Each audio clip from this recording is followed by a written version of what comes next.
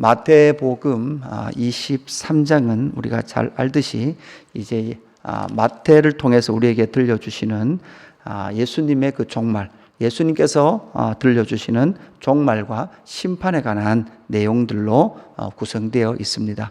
하나님의 자리에 앉은 자들, 이것이 바로 첫 번째 아담 이후로 하나님을 떠났던 모든 인간이 앉아있는 자리입니다. 그뿐만 아니라 하나님의 나라라고 말했던 이스라엘, 그리고 그 이스라엘의 지도자라고 말했던 이 사람들조차도 바로 스스로 자기가 하나님이 되어서 하나님의 자리에 앉아있는 모습을 보게 됩니다. 이스라엘 백성들이 구약의 멸망의 원인이 무엇이었습니까? 바로 하나님의 하나님 되심을 인정하지 않고 자기들이 스스로 왕의 자리에 앉아서 하나님을 판단하고 있을 때 그들은 결국은 망했습니다.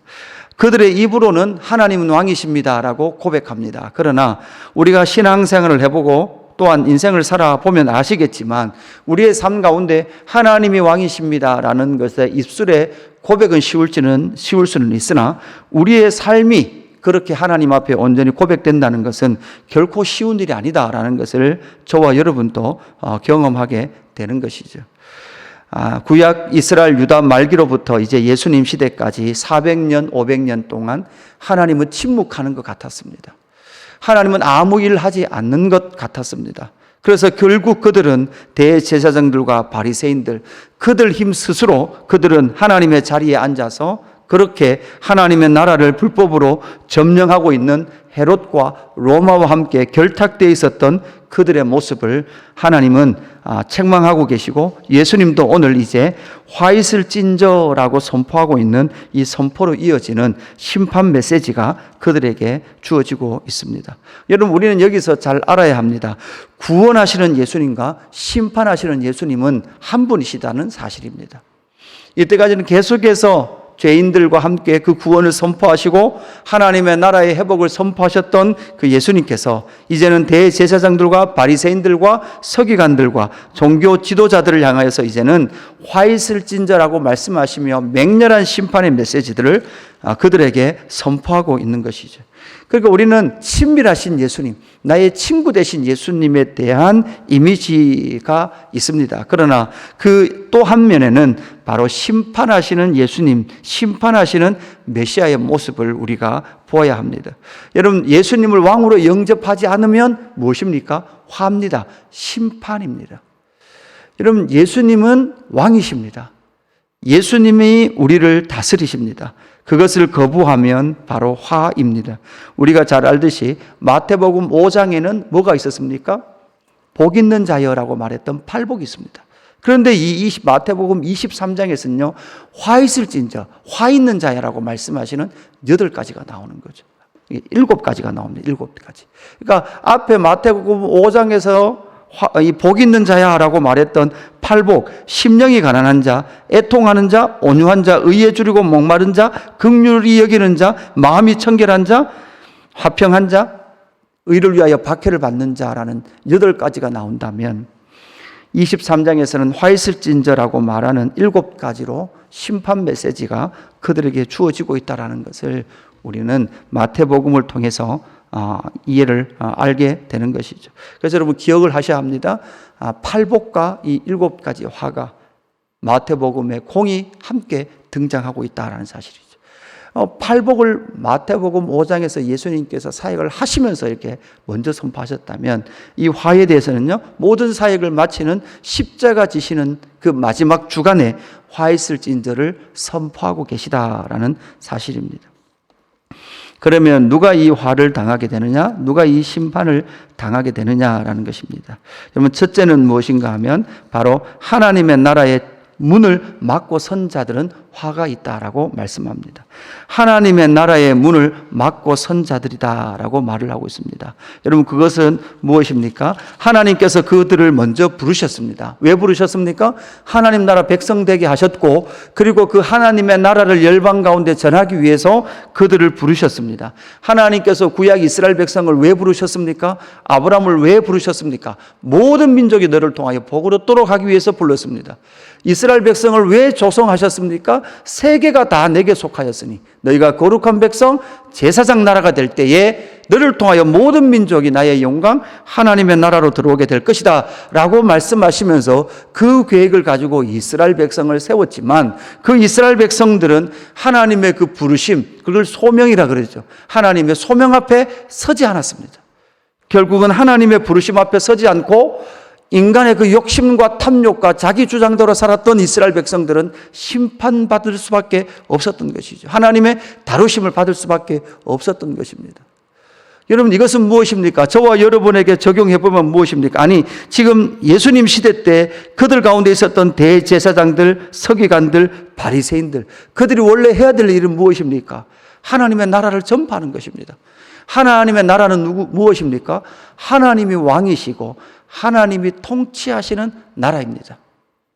그것을 온 땅 가운데 선포해야 될 사명이 그들 가운데 있었습니다. 하나님의 부르심과 부르심의 일이 바로 소명과 사명입니다. 그 소명과 사명을 잃어버린 채 13절에 서기관과 바리새인들은 천국 문 앞에 서서 그 문을 닫아버리고 자기도 들어가지 않고 들어가려고 하는 자도 들어가지 않게 하는 거죠. 15절에 보니까 서기관과 바리새인들이 너희는 교인 한 사람을 얻기 위하여 바다와 육지를 두루 다니다가 생기면, 여러분 이 당시 유대교도 선교했습니다. 유대교도 선교했다고요. 이방인들에게 유대교를 전하면서 열심히 전했습니다. 그런데 문제는 무엇입니까? 그 유대교가 전했던 그 복음 자체가 문제였던 것이죠. 어떤 문제가 있습니까? 메시아를 못 알아보는 거죠.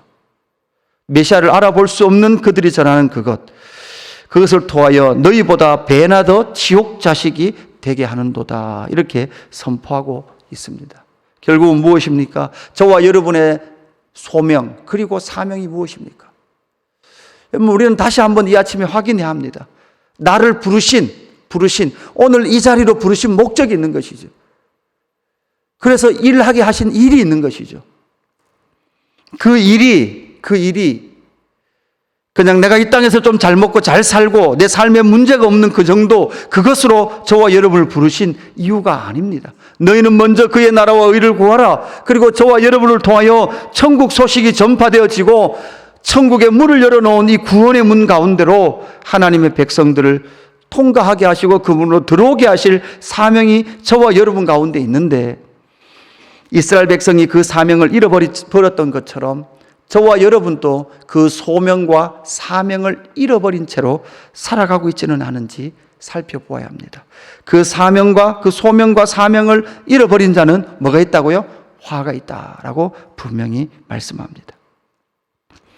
두 번째는 신앙을 돈과 결부시킨 자들은 화가 있다, 화를 당할 것이다 라고 말씀합니다. 16절에 보니까 세 번째 화가 등장합니다.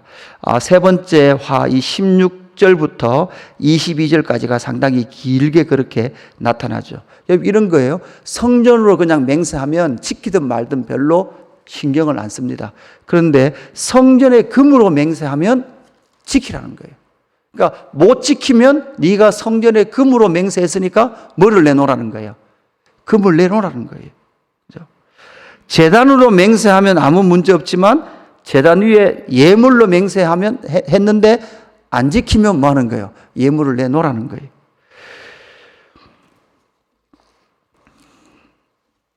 성전으로 맹세하면 괜찮지만 그 위에 있는 것으로 맹세하면 지키라, 이렇게 말을 하고 있는 거죠. 그럴 때 예수님께서는 20절부터 한번 보시면 이렇게 말하죠.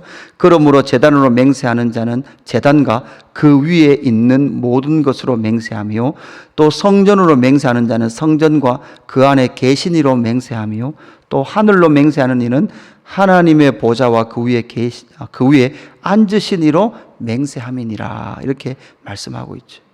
그러니까 여러분, 제단 위에 있는 모든 것은 제물이죠. 바로 예수 그리스도의 예표되었던 구약의 모든 제물은 예수 그리스도의 예표이지 않습니까? 예표 대신 예수 그리스도입니다. 성전으로 맹세하는 자는 성전과 그 안에 계시니, 성전 안에 누가 계십니까? 하나님과 주 예수 그리스도께서 계십니다. 하늘로 맹세하는 것은 무엇입니까? 하나님의 보좌와 그 위에 앉으신 예수 그리스도와 성부 하나님의 영광으로 앉아 계시는 것이죠. 그러니까 여러분, 모든 맹세는 모두 다 그 삼위 하나님의 영광의 통치로 맹세하는 것입니다. 그런데 그것을 다 뭐로 바꿔버린 거예요? 돈으로 바꿔버린 거예요. 그래서 그들의 오직 관심은 뭐였습니까? 돈이었습니다. 대제사장들과 서기관들은, 여러분, 왜 대제사장들이라고요? 예, 성직을 매매했습니다. 그리고 그 성전에서 드려졌던 모든 짐승 제사와 성전에 드려지는 성전세를 바꾸는 그 환전을 통해서 대제사장들은 계속 끝없이 뭐를 하고 있습니까? 돈을 벌고 있습니다. 23절도 마찬가지지 않습니까? 서기관과 바리새인들이여, 너희는 박하와 회왕과 근처에 11조는 들이되 율법에 더 중한 바 정의와 긍휼과 믿음은 저버렸던 것이죠. 그래서 결국은 그들의 관심은 뭐밖에 없습니까? 오직 돈. 이 세상에 나를 하나님처럼 만들어 줄 수 있을 것과 같은 돈에만 그들의 관심이 매여 있었다라는 것을 우리에게 보여주고 있죠. 여러분, 이 시대, 우리가 살아가는 시대, 여러분 어떤 시대입니까? 살아가면 살아갈수록 돈이 더 소중하게 느껴지는 것 같습니다. 돈 없으면 아무것도 못할 것 같습니다. 그리고 돈의 그 소중함, 돈의 그 의미를 알면 알수록 더 나를 하나님처럼 만들어주고 나를 하나님처럼 편안하게 만들어주는 것이 돈이다라는 사실을 더 우리는 알아가게 되는 것 같습니다. 여러분, 이때에 우리는 믿음의 눈을 들어서 지금 이 세상은 돈이 다스리는 것이 아니라 보좌에 앉아 계시는 하나님과 그 우편에 앉으신 예수 그리스도가 저와 여러분을 통치하게 하는 그 은혜와 그 사랑을 누리는 저와 여러분 되기를 주님의 이름으로 축복합니다. 마지막 하나는 무엇입니까? 사람에게 보이는 나입니다. 25절에 보니까 이렇게 말합니다. 잔과 대접의 겉은 깨끗하되 그 안에는 탐욕과 방탕으로 가득하죠. 27절부터 나오는 여섯 번째도 마찬가지입니다. 너희는 해칠한 무덤 같아서 겉으로는 아름다워 보이나 그 안에는 죽은 사람의 뼈와 모든 더러운 것이 가득하다, 이렇게 말합니다. 너희는 사람에게 옳게 보이려고 외식과 불법으로 가득하면서도 사람에게 옳게 보이려고 행하고 있다라는 것을 말씀하고 있습니다. 그러면 여러분, 이건 명예와 관련된 것일 뿐만 아니라 나의 그러한 더러움을 외부로 깨끗하게 보이려고 하는 그 모습인 것이죠. 심령이 가난한 자는 어떤 자라고 말씀드렸습니까? 내 안에 선한 것이나 깨끗한 것이 없다라는 것을 처절하게 인식하는 사람이 심령이 가난한 사람입니다. 겉은 깨끗해 보이나 그 속에는 탐욕과 방탕으로 가득합니다. 여러분, 우리는 아닌 것 같습니까? 그렇지 않습니다. 우리 안에도 이 세 번째로 나오는 사람에게 보여지는 나로 포장되어 있는 나, 그것에서 벗어나서 내 안에 얼마나 악함과 방탕과 더러움이 있는지를 인식하며 나아가는 그 사람만이 화를 당하지 않는다라는 사실을 기억하십시오. 이 세상은 잘 감추어야 됩니다. PR해야 되죠. PR이 뭡니까? 피할 것은 피하고 알릴 것은 알리는 것이 PR입니다. 그러나 주님 앞에서는 아무것도 속일 수 없습니다. 아무것도 감출 수 없습니다. 그래서 우리는 날마다 주님 앞에 무릎 꿇습니다. 날마다 주님 앞에 나올 수밖에 없습니다. 그래서 주님, 오늘도 주의 보혈로 나를 씻어 주시옵소서, 나를 정결하게 하여 주시옵소서라는 기도를 드리지 않고는 우리는 하루도 살 수 없는 자인 것을 처절하게 인식하면서 오늘 이 하루도 믿음으로 살아가는 저와 여러분 되기를 주님의 이름으로 축복합니다. 기도하겠습니다. 하나님 아버지, 나를 부르신 소명과 또한 부르심 앞에 살아가야 될 그 사명을 잃어버린 우리의 모습을 발견합니다. 하나님, 하늘의 문이 열렸고 천국 문이 열려 있음에도 불구하고 우리가 그 앞에 막아서서 하나님의 나라로 들어오기를 원하는 자들을 방해하고 있지는 않은지 우리의 자신을 돌아보게 하여 주옵소서. 교회를 돌아보게 하여 주시옵소서. 나를 이 땅에 보내신 하나님 아버지의 목적이 무엇인지 다시 한번 확인하게 하여 주시옵소서. 하나님, 나를 이 땅에 보내신 하나님의 부르심이 있음에도 불구하고 하나님, 나의 욕심, 나의 탐욕, 나의 갈망 때문에 하나님 그 부르심의 길을 가고 있지 않다면 하나님 우리의 악함을 깨트려 주옵소서. 그래서 하나님 종말의 때에 화를 당하지 않도록 주여 인도하시고 구원하신 예수 그리스도의 그 영광 안에 거할 수 있도록 인도하여 주옵소서. 하나님 내 안에 더러움이 있음에도 불구하고 끊임없이 속이려고 하는 하나님 그것을 덮으려고 하는 우리의 모습을 봅니다. 하나님 심령이 가난한 자는 복이 있다 했습니다. 애통하는 자는 복이 있다고 하셨사오니 하나님 오늘도 죄인된 나의 모습을 끌어안고 주님 없으면 온전할 수 없는 나를 끌어안고 오늘도 주의 보혈과 주의 사랑을 의지하여 믿음으로 살아가는 저희들 될 수 있도록 인도하여 주옵소서.